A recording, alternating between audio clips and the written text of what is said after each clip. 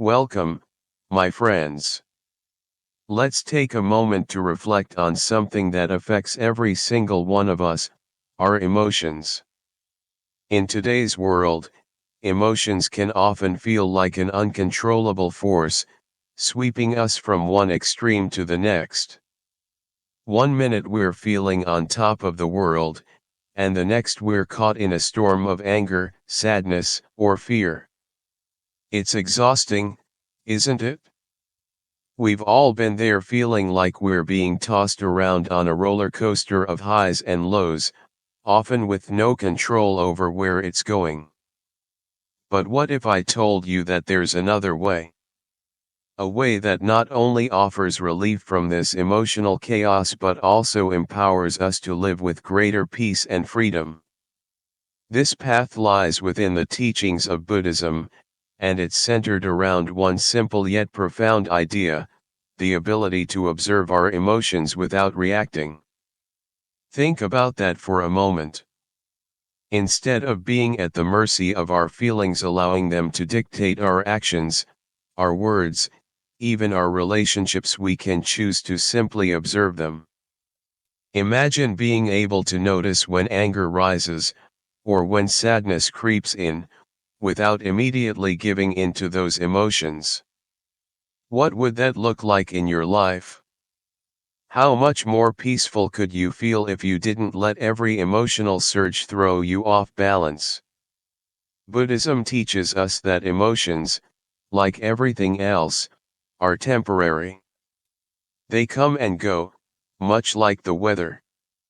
One moment, a cloud of anger might form, but the next moment, it can pass, leaving behind clarity and calm. The key to experiencing this peace is understanding that our emotions do not define us. They are not who we are. We are simply the observers, the witnesses, of these fleeting feelings. So how do we begin to observe without reacting? Well, the first step is mindfulness, the practice of being fully present in the moment. Instead of getting lost in the rush of emotions, mindfulness invites us to take a step back, to breathe deeply, and to simply watch what's happening within us. When you're angry, for example, instead of lashing out, you can pause. You can ask yourself, what's really going on here? Why do I feel this way? You might not have all the answers right away, but in that pause, you create space. And in that space, you allow your mind to settle. Another essential part of Buddhist practice is non-attachment. Often, we become so attached to our emotions that we believe they are permanent, that they are a reflection of our true selves. When we're sad, we think, I am sad, and when we're angry, we say, I am angry. But in Buddhism, we learn that our emotions are just passing states of mind. They don't have to define who we are. By practicing non-attachment, we can experience our emotions fully without holding on to them, without letting them take control of our actions. Think about it. How many times have you said something in the heat of the moment, only to regret it later? Or maybe you've let a negative emotion linger for days or even weeks, allowing it to shape your entire outlook on life. In Buddhism, we learn to release that grip. We can feel our emotions, but we don't need to act on them impulsively. Instead, we choose to respond with wisdom, with patience, and with compassion for ourselves and others. Now, I know this isn't always easy. It takes practice. In fact, it's a lifelong journey. But with each step, we move closer to emotional freedom. We begin to see that peace is not something we need to chase or seek externally. It's something that's already within us, waiting to be realized when we stop letting our emotions rule us. So, How can we apply this wisdom to our daily lives? Start with small moments. The next time you feel irritated in traffic, instead of giving in to frustration, try to observe that feeling. Acknowledge it, but don't let it control you. The next time you feel sadness creeping in, instead of letting it consume you, notice it without judgment. Just breathe, and let it pass. Over time, you'll begin to notice something incredible. The more you practice observing your emotions without reacting, the more peaceful you will become. You'll find that your mind is less cluttered, your heart is lighter, and your relationships are healthier. The emotional roller coaster will slow down, and you'll discover a sense of stability and calm that you never thought possible. This is the essence of emotional freedom, the ability to observe without attachment, to feel without being overwhelmed, and to live with a deep sense of peace regardless of what life throws your way. It's not about suppressing your emotions or pretending they don't exist. It's about being present with them without allowing them to control your actions. And that, my friends, is the key to true emotional regulation. So, take a deep breath with me now. Inhale, and as you exhale, release any emotional tension you may be holding onto. Remember, you are not your emotions. You are the observer, the witness to them. And in this moment, you are already free.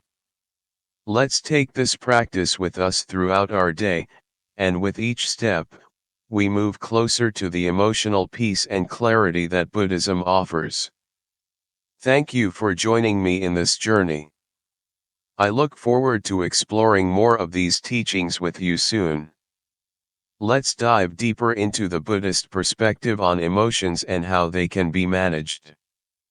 In Buddhism, emotions are not seen as permanent, solid parts of who we are, but as temporary states of mind that come and go just like everything else in life. The Buddha taught us that everything in this world arises, changes, and eventually passes away. This truth applies to our emotions as well. Think about it for a second. When we feel angry, sad, or even joyous, those feelings are fleeting. They don't last forever, and they're not meant to. They're part of the flow of life, constantly shifting. When we truly understand this, we can begin to look at our emotions from a different angle, one that allows us to maintain control, rather than letting our emotions control us. Take anger, for example. When we get angry, it can feel all-consuming. But in reality, that anger is a temporary state. It might feel like it will last forever, but in truth, it will fade. The same applies to sadness or joy. Both come and go. The key is to remember that emotions, like all things, are impermanent. This is where Buddhist wisdom can really change the game. The Buddha's teachings about impermanence remind us that everything, including our emotions, is in a constant state of flux. Understanding this truth can be incredibly liberating because it allows us to separate ourselves from the emotional storms that come our way. Instead of getting swept up by them, we can simply observe them as they pass by.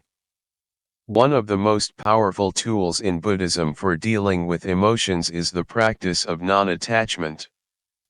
Think of attachment like clinging to something that's weighing you down. When we get attached to our emotions, they begin to control us. We start to think, I am angry, or I am sad, and suddenly those emotions feel like they are part of our identity.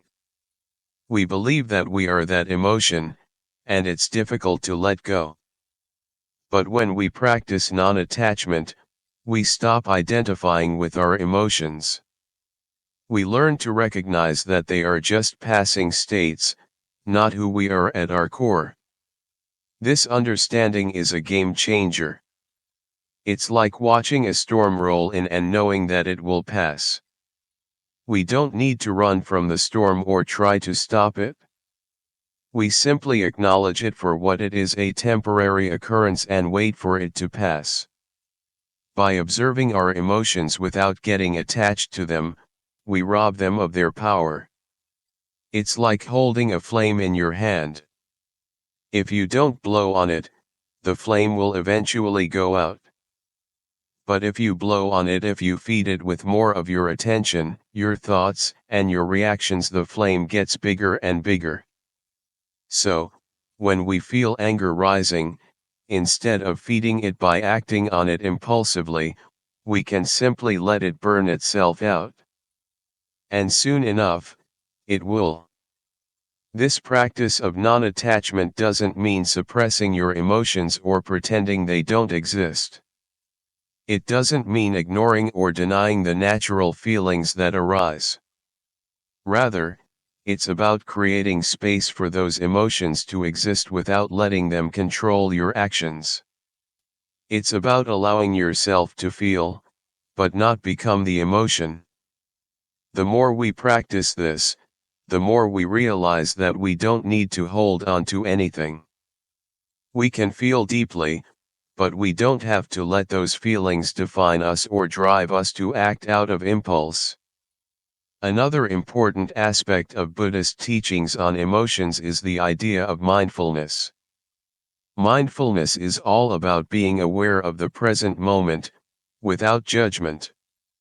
When we practice mindfulness, we become aware of the emotions that arise, but we don't judge them. We don't say, "This is bad" or "This is good."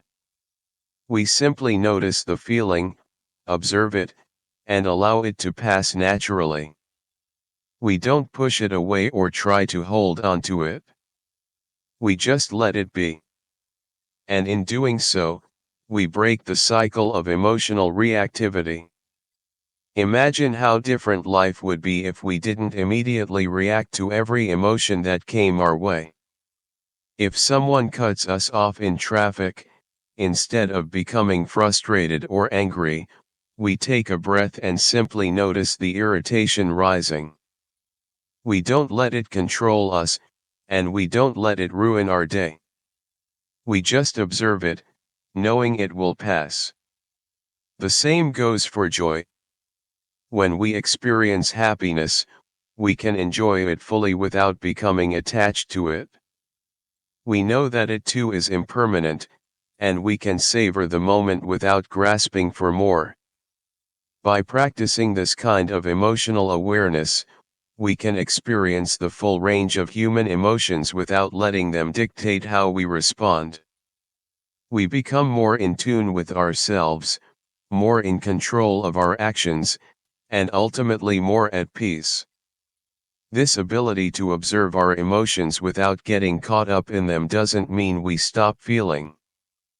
Far from it. It means we learn to feel with greater clarity and understanding. It means we can experience our emotions without being trapped by them. And when we stop attaching ourselves to every fleeting emotion, we create space for true inner peace to emerge. The next time you feel anger, sadness, or even excitement stirring inside you, remember, this feeling is not permanent. It's just a passing moment in the flow of life. You don't need to cling to it, and you don't need to act on it. You can simply observe it, knowing that in time, it will pass. And with that awareness, you'll begin to experience a greater sense of freedom, peace, and emotional control. Thank you for being with me today. Let's continue this journey together, learning how to master our emotions with the wisdom of Buddhism. When we embrace impermanence and practice non-attachment, we open the door to a life of greater clarity, peace, and emotional freedom. In our fast-paced, stress-filled world, it's easy to get caught up in the emotions that arise from every little situation. Whether it's anger in traffic, anxiety before a big presentation, or excitement over an upcoming event, emotions often feel overwhelming. But what if I told you that there's a way to experience these emotions without being controlled by them? This is where the teachings of Buddhism and the practice of mindfulness come in. Mindfulness is the art of being fully present in the moment, aware of what's happening inside and outside of us without judgment. It is the practice of seeing things clearly, without attaching labels of good or bad, and simply experiencing what is. In the context of emotional regulation, mindfulness gives us the ability to observe our emotions rather than react to them impulsively. This means creating a gap between stimulus and response, where we pause and choose how we want to act, rather than simply reacting out of habit. In Buddhism, this practice aligns with the concept of right mindfulness, a key component of the Noble Eightfold Path. This teaching encourages us to be aware of our thoughts, feelings, and sensations without getting caught up in them. It's about observing our inner world from a place of stillness, without being carried away by every wave of emotion that rises. When an emotion arises, especially a strong one, we can often feel as though it's taking over.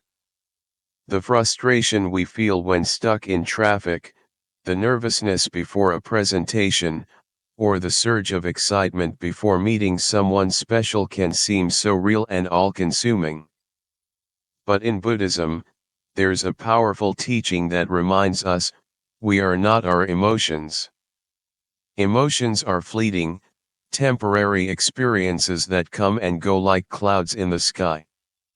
If we identify too strongly with them, we risk losing our peace of mind. So, how can we apply this in our daily lives? It starts with mindfulness. When you feel a strong emotion building inside, try this simple yet powerful practice: take a pause. Don't immediately react. Instead, take a deep breath and observe. Notice where you feel the emotion in your body. Do you feel tension in your chest? A tightness in your stomach? Or maybe your hands are clenched?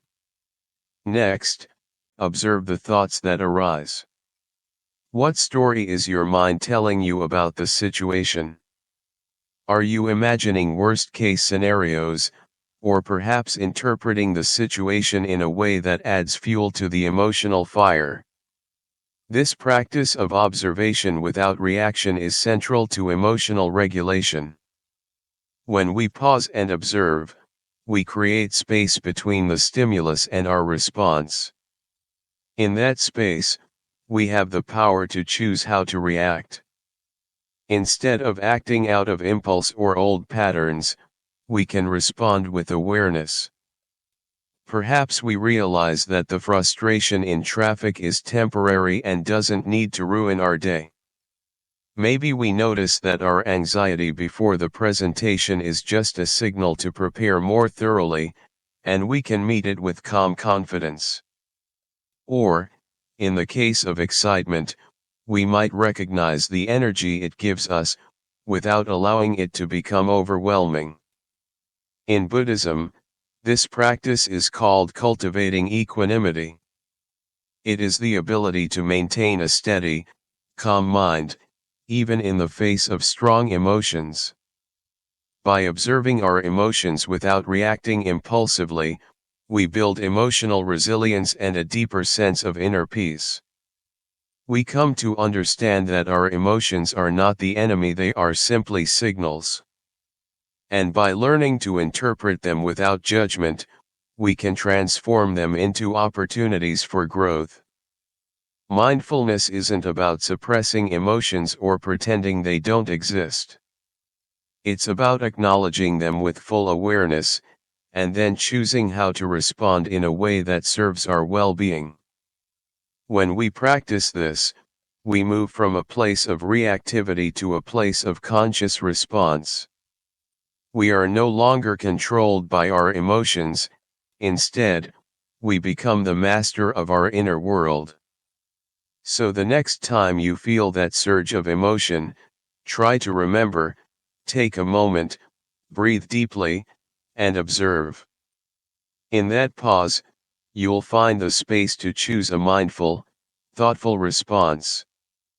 And in doing so, you'll be practicing one of the most powerful teachings of Buddhism: control over your emotions, and ultimately, your peace of mind. As we continue to deepen our understanding of ourselves through mindfulness, we begin to realize something powerful: we are not at the mercy of our emotions. In fact, we don't need to be slaves to our feelings. Instead, we can choose how to respond to them in a calm, measured way, regardless of the intensity of what we're experiencing. This is the path to emotional freedom, the ability to regulate our emotions without being swept away by them. When we first start this practice, it can feel like a challenge. Our emotions often feel so strong, so overwhelming, that it seems impossible to simply observe them without reacting. But with time, mindfulness gives us the clarity to step back and see our emotions for what they truly are: temporary experiences that arise and pass away, much like waves in the ocean. And like the waves, they don't need to define us. They don't need to control us. Instead of getting caught in the current, we can choose to stand firm, grounded in our awareness, and ride those waves with calm and clarity.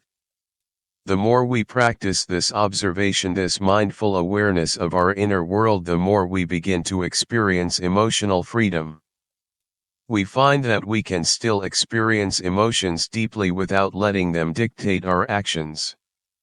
When frustration arises, we don't need to lash out.